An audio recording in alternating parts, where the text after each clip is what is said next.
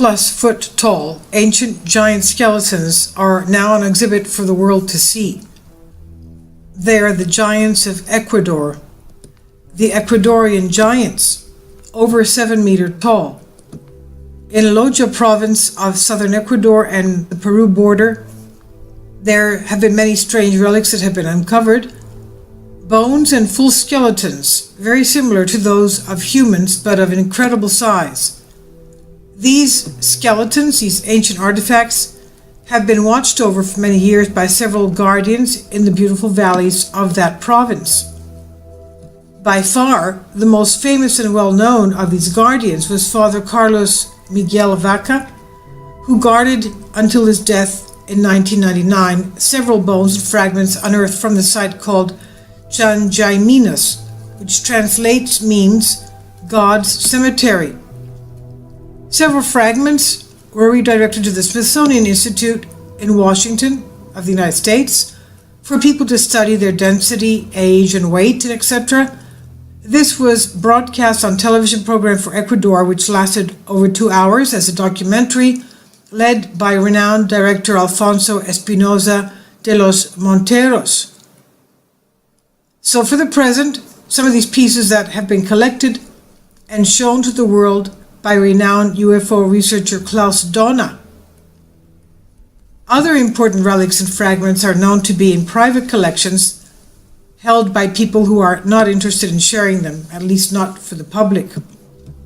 These ancient skeletons, the giant ancient skeletons of Ecuador, have been studied by different scientists and anatomists from 7 fragments, and these scientists confirm that these ancient giant skeletons are part of a human skeleton that was, however, 7 times the size of a modern human being. Quartz formations, porosicades covering the surface of the bones, indicate that the relics were tens of thousands of years old. I'll leave a link below for you so that you can see the actual video. It's about 2 minutes long, but it's worth seeing. I'll leave links below for you for this. These are the 7 meter or over 20 foot tall giants in Ecuador. They're just another of the additions of huge giant ancient skeletons found in North America. We've had many of these giant skeletons found in Wisconsin, anywhere from the northeastern coast to the southern and California areas. Of course, those skeletons are not to be found in American museums, whereas the Ecuadorian museums has them on exhibit.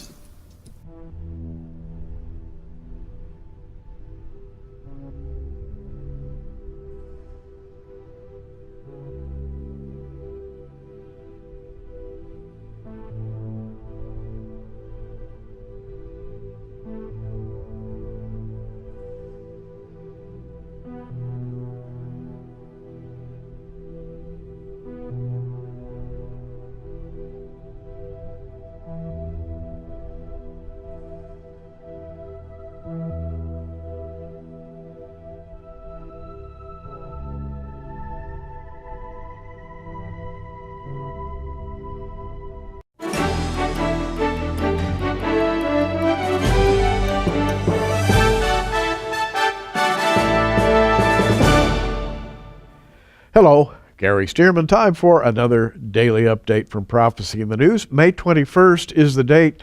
In studio with me today, L.A. Marzulli and Richard Shaw. Hi, guys. Hey, Gary. They're here for a very specific reason, which we'll talk about in just a minute. Specifically, a new video, which is just going to be something you'll want to see. But before we talk about that, I just want to reassure our viewers that Prophecy in the News escaped the tornado that hit Oklahoma City and Moore, Oklahoma yesterday. It was a huge tornado, and I'm sure you've seen it in the news, and maybe you've been a little bit concerned. Well, we escaped any kind of complications save one, and that is that our mail may not flow as smoothly as it has been flowing in the past because the Moore City post office was damaged in the tornado, and so some of our mail comes through there. So if you experience some difficulty in mail transmission, Now, that's probably the reason. But I just want to tell you that thanks be to the Lord, we escaped any harm here at Prophecy in the News. Our studios, our offices are in pristine shape, and we're going to continue on as usual. All of our personnel are in good shape, and we appreciate your prayers. Fellas, back in town today because we've been making a series of programs on your new DVD called Watchers 6. Mm-hmm. Watchers 6, and I've said this several times, but I'll say it again, it eclipses any of the other videos you've ever made. It really does. It's first class, professional all the way, and dramatic. I mean, this is a popcorn muncher, if I may put it that way. Great. Don't watch this video without a big tub of popcorn, and you're going to be eating it all, I guarantee. Turn cell phones off. Cell phones off, that's right. I must say, and by the way, Richard Shaw is the producer and director of this video. Richard has a real eye for bringing to you the dramatic, the view that you would see if you were there yourself, watching all of these things unfold. And Richard, I have to congratulate you. You've done a great job. Oh, well, thank you. I'm surprised it looks so good, considering 90% of the film was handheld, because that was the only way we could shoot it, because we were in such remote locations. The scenery is beautiful. The sound is great. But more than that, the message, and here I go to L.A. Marzulli, the message is right on point. This book, by the way, called On the Trail of the Nephilim, documents the expedition, let's call it an expedition, that you made to Peru, the reasons why you made the expedition, the hypothesis behind the expedition. All of it comes together in Watchers 6. Tell us about it. Well, the nexus for this whole thing, our whole adventure, our expedition to go down to Peru, was really just exploring this one book co-authored by Brian Forrester, who later became our guide. And Brian was handling these elongated skulls, very similar to this one that we see here, in a place called Paracas, Peru. So I immediately emailed Richard and go, "Oh my gosh, you've got to see this thing. This guy, I think, has got a real Nephilim skull." So one thing led to another, and we mounted an expedition, and we went down to Paracas, Peru. And lo and behold, we walk into the museum, and there we saw not only one skull like this, but literally about 40 to 50 different skulls. Now, are they Nephilim skull? That's our hypothesis. We can't say with 100% certainty, but this Paracas people show up within the timeline that's found in the biblical narrative, where Joshua and Caleb go into the promised land. Paracas people show up about 3,500 years ago. That coincides with that moving into the promised land. This skull is anomalous because it only has one parietal plate instead of the two that a normal human being should have. There are other anomalies. This is probably a female. Look at the large ridge here on the top of the frontal plate. This is not the result of cradle headboarding, where you take two pieces of wood on this side, a piece of wood or a cloth or something rigid on this side, and bind the head of the infant, and you get this shape. This is completely different because it only has one parietal plate. This is what we discovered in Paracas and other things in Peru, other just unbelievable sites and megalithic structures that we saw in Peru. So it was really the trip of a lifetime.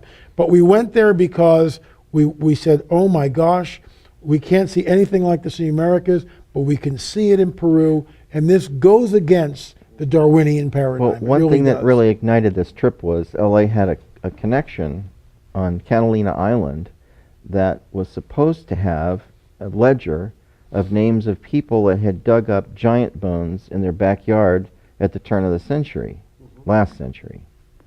And so we thought, well, that sounds interesting. Maybe we can follow those clues to their ultimate conclusion. And we were about ready to go, and they said we couldn't see the ledger. Yeah. We couldn't film it or look at it. Interesting, as though there's a lid put on this. Look, there's no doubt in my mind that this is very deliberate. There has been a lid that's been put on this information. American people have no idea what was found in this country, and that's why we went to Peru. But here's the rub. Even in Peru, the window is closing. You know, the window to these artifacts. The museums now have, for instance, in Lima, there was supposed to be this museum with the two golden mummies. These were mummies with gold apparel on, were well over 9 feet tall. They were seated on thrones, gone. Can't see them anymore. The entire elongated skull collection at one of the other museums, gone. The whole place boarded up with drywall, and there is no exhibition anymore. So what happens in Peru is that the little private museums, to get people to come to see them, put all this stuff out. And So that's where we went. They're the places that have the elongated skulls because they like the visitors. And it's a good thing you saw these when you did. Yeah, Yes. and you're not Because- going to get visitors just to come see broken pieces of pottery. You got to have something interesting. Well, Watcher 6 is the ultimate travelogue, folks. It goes down to Peru, and who knows anything about Peru? You know, we really never studied Peru in grade school. But when you see it in this travelogue, you'll say, there's another world there. And furthermore, it's a world that raises some questions. And the answers to those questions can be found in the Bible. This is what I like about it, because I'm interested in the Bible. I'm interested in Bible prophecy. The prophecies concerning the giants in the latter days are very well known. And if we believe ourselves to be in the latter days right now, which we do, we have to just come right out and say it, then certain things should be popping up and becoming visible once again. And it appears that you're maybe an agent in making that happen. I think both of us would like to, put that badge of honor on ourselves, or if you just bestowed it upon us. But that's really why we do Watchers, is to wake up the folks not only in the church, but a lot of people who don't know about Jesus, don't know about biblical prophecy. That's what the Watchers series really is about, to get people talking. Look at the evidence. Look at what's going on. We're not in Kansas anymore, folks. Time to wake up. We certainly are not in Kansas anymore, and no pun intended. We've just been through a great tornado. We're in Oklahoma. We're safe from that tornado, thanks be to the Lord.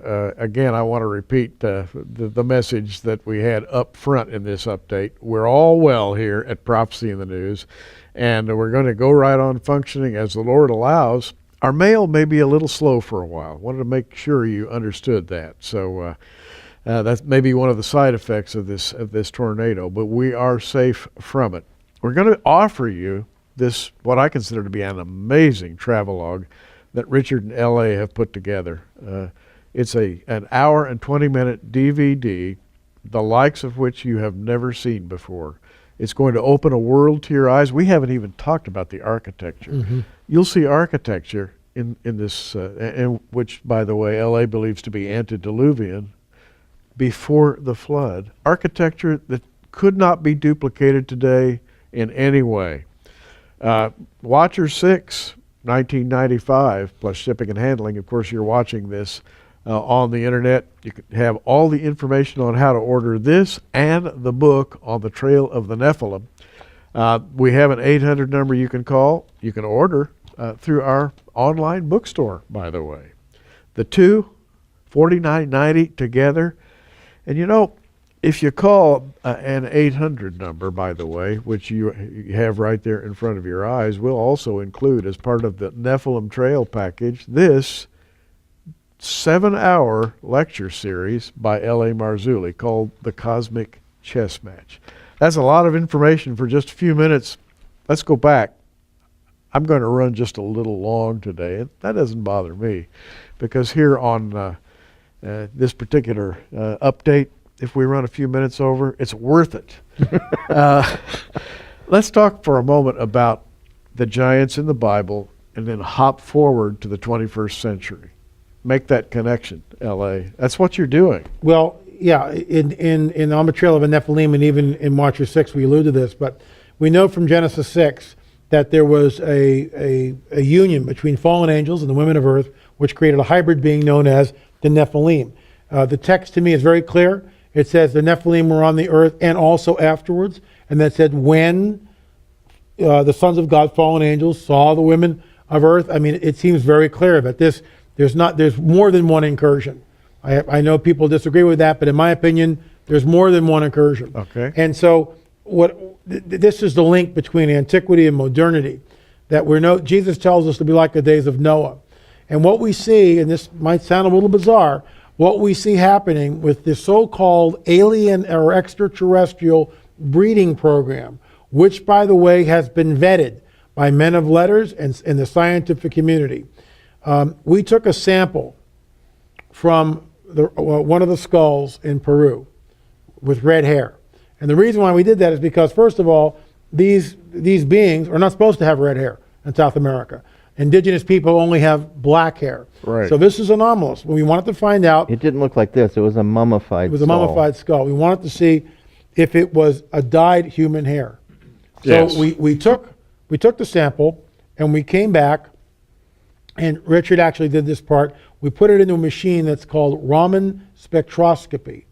And we had 4 samples, and I'll let Richard go to the punchline. But the first sample was a human hair. The second sample was a dyed human hair. The third sample was the red hair from our mummy. The fourth hair, and this is where we're not in Kansas anymore, a man had claimed to have been abducted.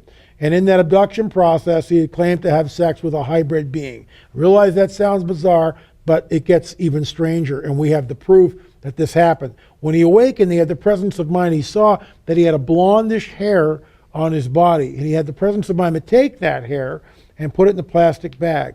Though that hair was the 4th sample, and what Raman spectroscopy showed us blew us away. Rick? What was interesting is that Raman spectroscopy has to do with molecular vibrations, and by vibrating molecules at different frequencies, it shows the substance that something is made out of. I don't totally understand the process, but that's how it works. So on the chart between the mummy hair and the hybrid hair, they tracked point for point on the graph, except for a slight difference in amplitude. And the only difference that was because the mummy hair was 2,800 years old. We need another hour. But I just want to say that right here on page 137 in LA's book, you see what we're talking about. That's the. You that's see the skull. a red-haired, long, elongated skull with what's left of a red-headed scalp, and so there it is. By the way, this book is loaded with pictures that you won't even believe. And where can I go from here except to say, get the DVD, get the book. We'll be talking more about this in the future, I'm sure. Guys, have a good trip. Thank you, Gary. Thanks for Appreciate coming it. to Oklahoma City. Glad you're safe. Glad we're safe. Okay. And, by the way, we thank all of you who are followers of Prophecy in the News and supporters of Prophecy in the News.